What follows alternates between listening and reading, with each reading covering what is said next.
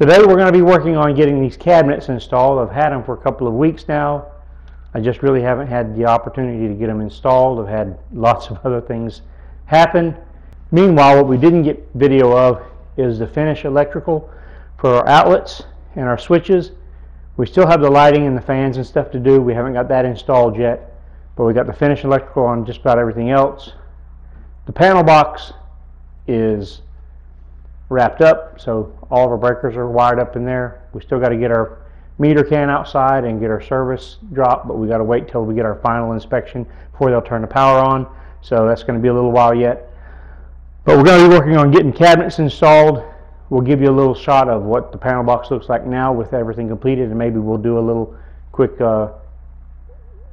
snapshots of the installation for the receptacles and switches to kind of give you an idea of where we're at. But let's get started hanging some cabinets. So we had to go back and we had to replace our cabinets, some of them, with Lowe's. This is the 4th time. So I'm just going to give you this word of caution. If you buy cabinets from Lowe's, number one, expect them to be garbage. They're going to be broken, falling apart. This is probably the worst experience I have ever had in 25 years of buying cabinets. I had to take cabinets back 4 times.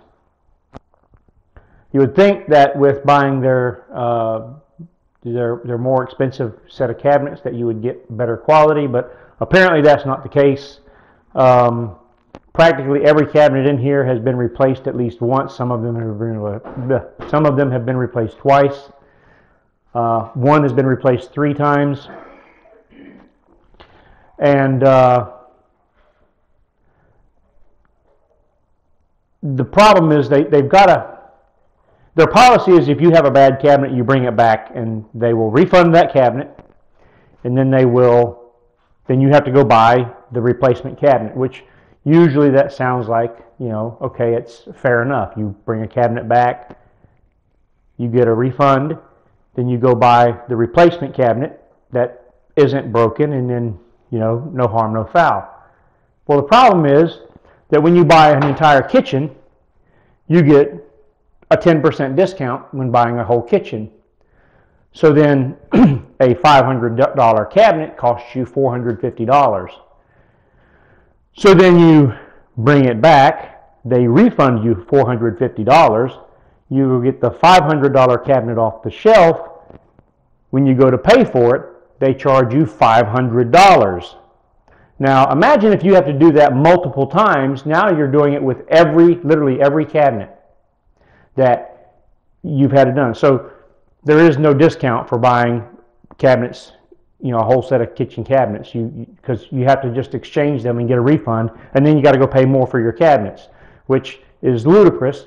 And then when you buy the cabinet and you buy it for, like, example, when they're on sale, and that $500 cabinet is normally $600, and now you get refunded your $450 because, remember, you got 10% off. Now you have to go pay $600 for the cabinet, or perhaps with all things going on, it's crazy now with the price of everything just increasing, you have to pay more. So it's insane, their policies that they have in place. And I'm calling those out for it. And I only have 10,000 subscribers, and you know what? You're all over the world, and I appreciate every one of you. But Lowe's really dropped the ball on this one. They have really poor quality cabinets. Their customer service on the cabinets is really poor quality. I should not have had to go 4 times to get decent cabinets. They delivered cabinets that were tore up, and I had to take the cabinets back that they delivered. I had to load them up in my truck and carry them back and get them exchanged. That is totally unacceptable. So my recommendation is completely steer clear of Lowe's on cabinets. They suck. And that's all I'm going to say about it, but I'm going to finish this cabinet out. I'm going to finish these cabinets out. And I'm just going to take it as lesson learned. And if anybody from Lowe's sees this, just be aware, I will never, ever buy cabinets from your establishment again. And that's all I'm going to say about it. So we'll carry on with these cabinets and get them installed, and let's put it behind us.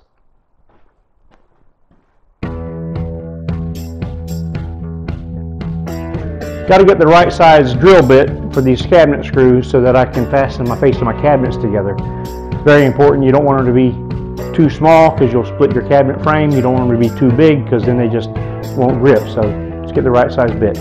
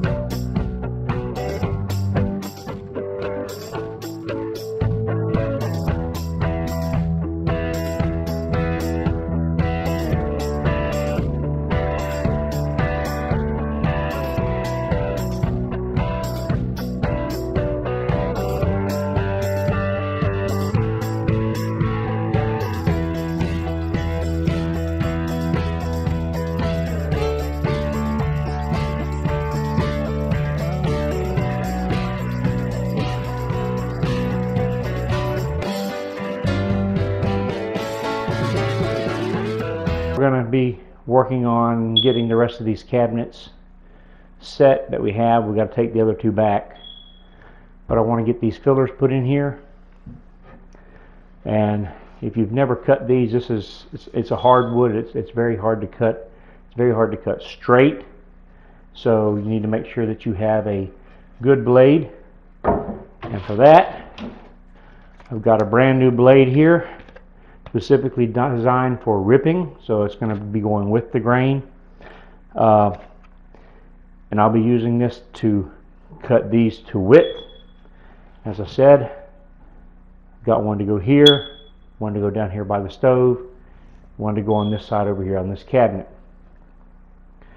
Once I get those done, get these two cabinets set, it should be about lunchtime. We'll take those other two cabinets back and we'll get them exchanged for some good cabinets or get credit or something. So let's get started. First thing, change this blade.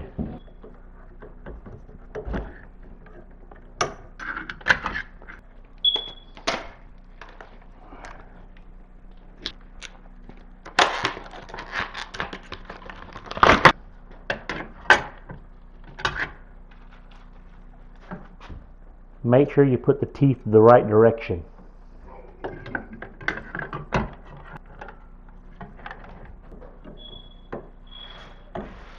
And I just want to give a shout out to everybody who over tightens these and then later on struggles to get them loose, because you don't have to tighten them real tight, because they will, with the rotation of the blade, they tend to tighten more.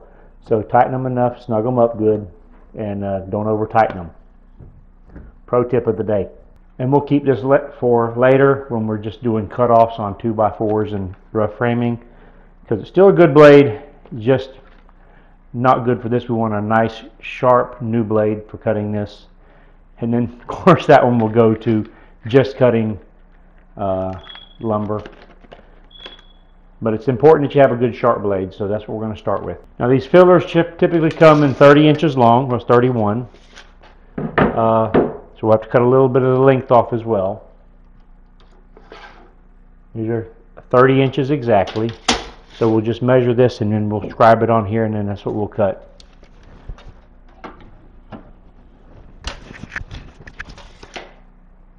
And because I'm blind.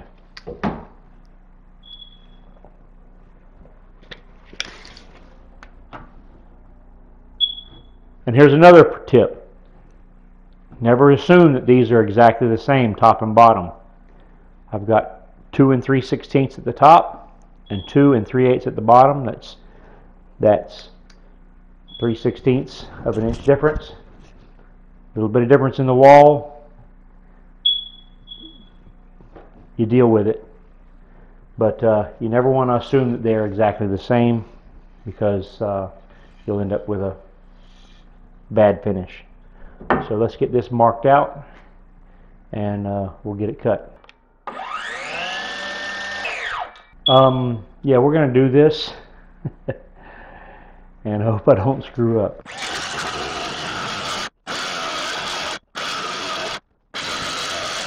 Well, that was successful, I think. Yeah. Okay. I'll hit this edge with a little bit of sandpaper and we'll put it in. Back from the magic sander. Okay. 2 3/8. 2 3/16. This is going to go in here. Because we got a wedge, we'll start lower because it's wider at the bottom, then we can drive it up. Fits in really nice. And as we slide it up, it'll tighten up as it goes up. Only thing left to do is put a few screws in there, and I'll have to get my screw gun for that, my drill. The one I couldn't get the drill bit out of yesterday, and I still haven't done it. It's alright, I'm still going to need it, so we'll get this put in there. Let me go find my tools.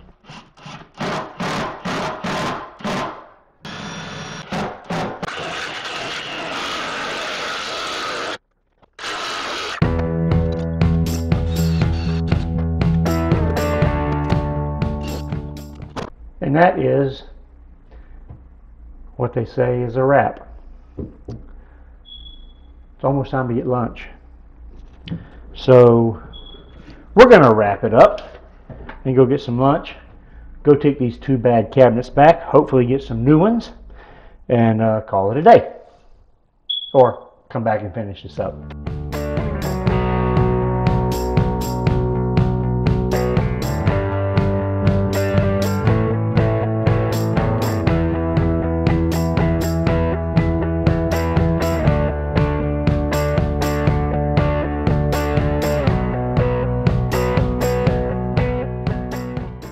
It's a nightmare sometimes.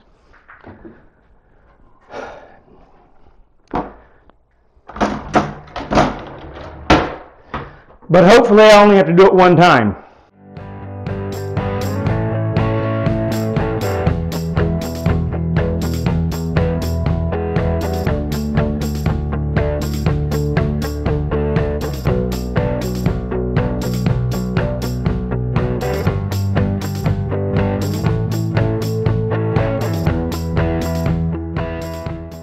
Alright, I believe that's going to call it a wrap for this weekend.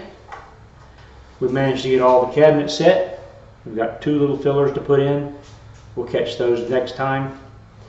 We started on our flooring, and we got some of it done in the laundry room. Actually, I think we got all the laundry room done. It's turning out real good. I'm not going to spoil that until we get the kitchen done, but just know that the flooring is going in for the kitchen and the laundry room right now. I think I showed you that in some videos a long time ago about what we got. It's a $4 a square foot flooring. We picked up for $1.58 a square foot. Super bargain. But that's what's going down, and I think it looks pretty good. Maybe next time we'll get the flooring finished and get the countertops in. But it's coming right along, and finished electric is done with the exception of lights and fans and meter. Doors and trim and outside siding, and we should be done.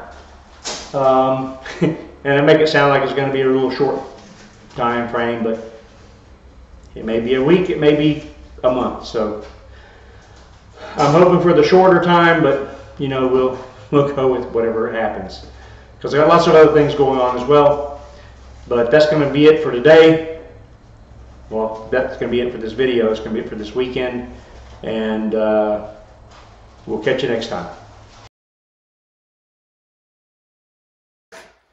Well, as you can see, it's coming together.